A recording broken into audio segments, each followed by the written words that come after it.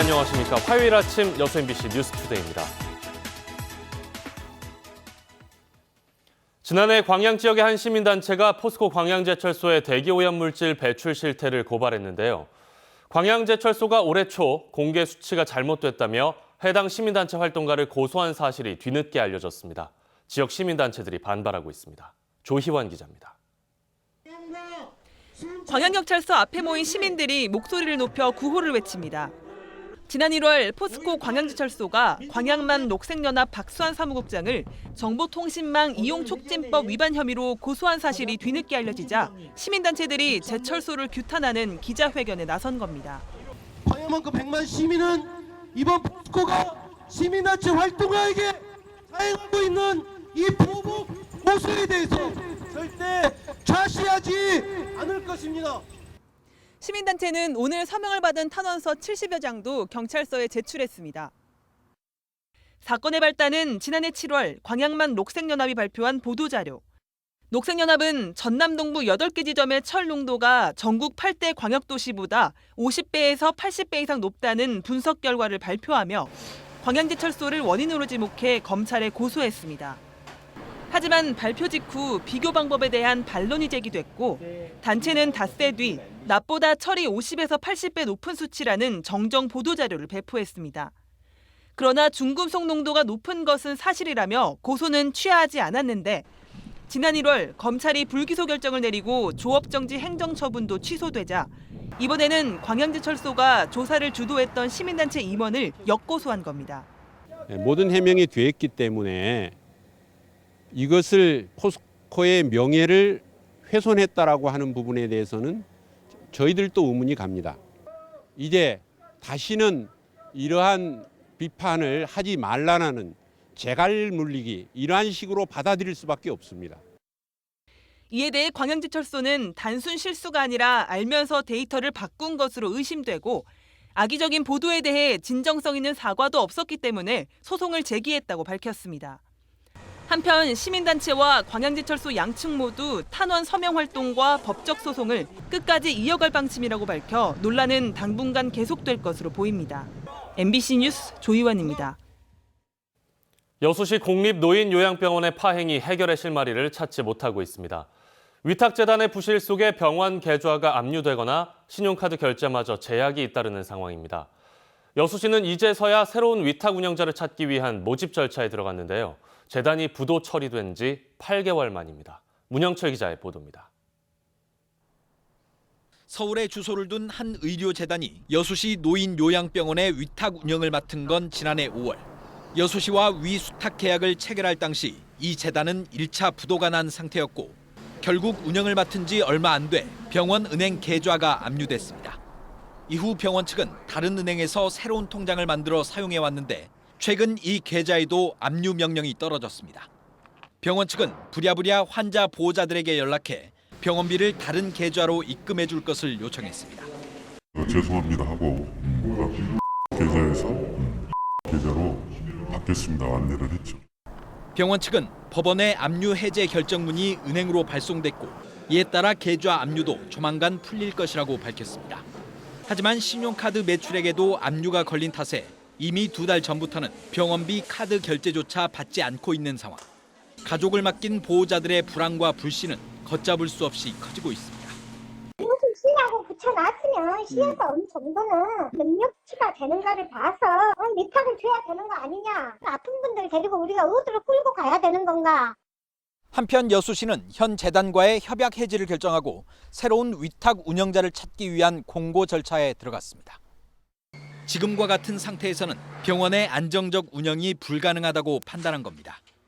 저희들의 뜻과는 달리 그게 빨리 추진이 되지 않은 상태여서 뚜렷한 답이 나오지 않고 여수시가 정한 위탁 운영자 모집 기한은 오는 29일. 공립요양병원의 운영 정상화를 위한 절차가 순조롭게 진행될지가 새로운 화두로 떠오를 전망입니다. MBC 뉴스 문형철입니다. 더불어민주당 초선 국회의원 당선인들이 5.18 40주년을 맞아 세월호 선체가 있는 목포신항을 찾았습니다. 당선인들은 진상규명과 책임자 처벌을 위해 유가족들과 끝까지 함께하겠다고 약속했습니다. 김양훈 기자가 취재했습니다. 무트로 올라온 지 3년이 흐른 세월호. 곳곳에 심한 녹이 슬어 있습니다. 시간은 흐르고 있지만 진상규명과 책임자 처벌은 여전히 제자리 걸음입니다. 재선 박주민 의원을 비롯해 민주당 초선 당선인 30명이 세월호가 있는 목포 신항을 찾았습니다. 당선인들은 안전한 사회를 만들기 위해 세월호 참사에서 드러난 문제들을 반드시 해결할 것을 약속했습니다. 세월호 참사 관련된 여러 가지 과제들을 국회에서 해결해야 되고 또 그것을 위해서 많은 노력을 기울여야 됩니다. 세월호 유가족들은 가슴 아프고 억울한 참사가 다시는 발생하지 않을 대책을 수립해달라고 호소했습니다.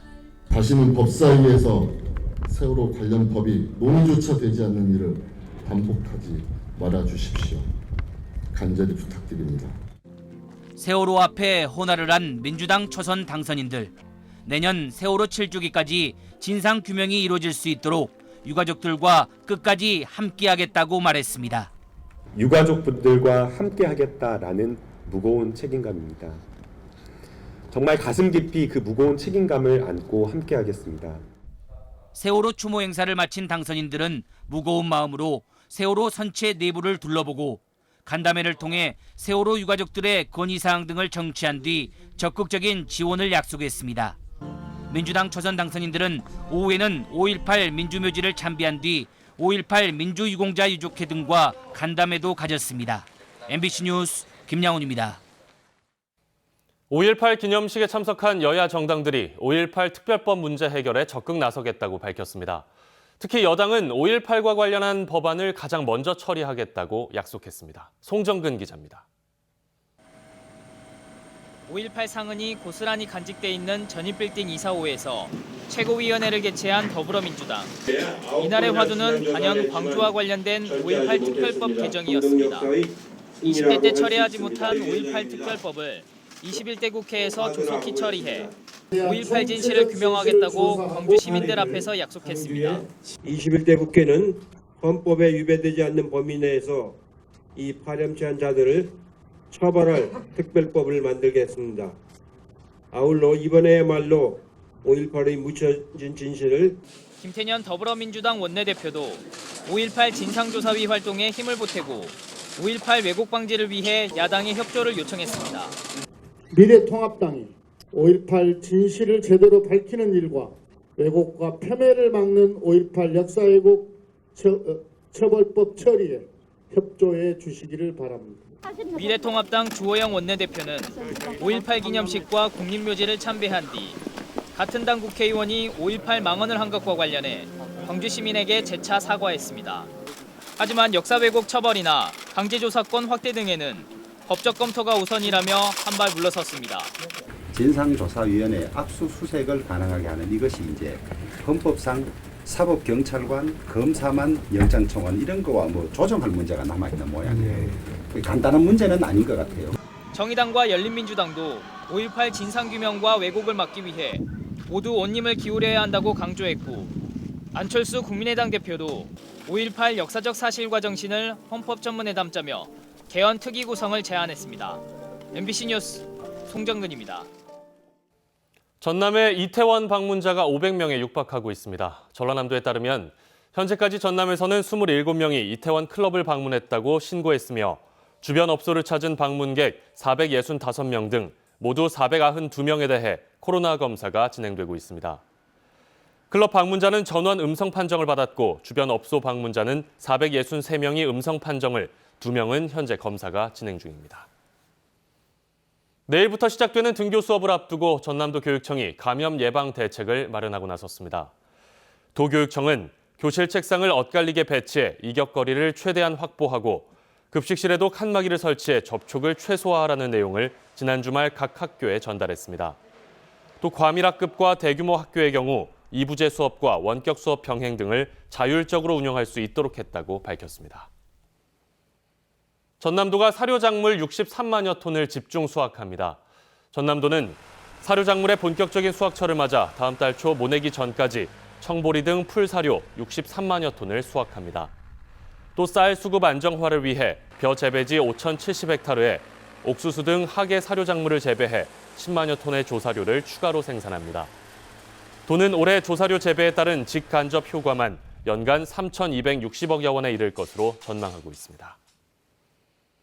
순천시가 긴급 재난지원금 지급을 위해 읍면동 전담 창구 운영에 나서고 있습니다. 순천시는 시민 혼란을 최소화하기 위해 재난지원금 TF를 구성하고 읍면동 창구에 인력을 파견하고 있습니다. 순천시 관내 예상되는 신청 대상 가구는 12만여 세대입니다. 화요일 아침 여수 MBC 뉴스투데이 마칩니다. 여러분 고맙습니다.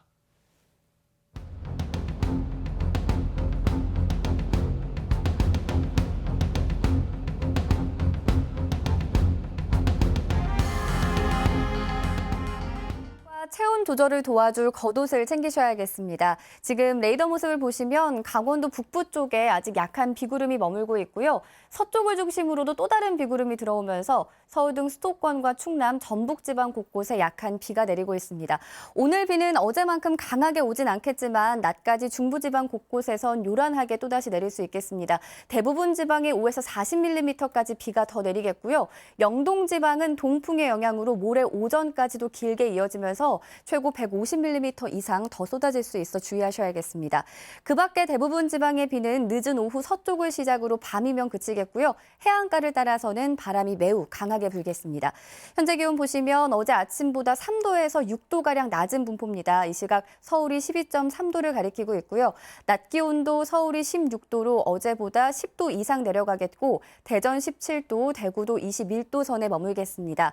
주 후반에도 전국적으로 또 한 번 비 예보가 나와 있습니다. 날씨였습니다.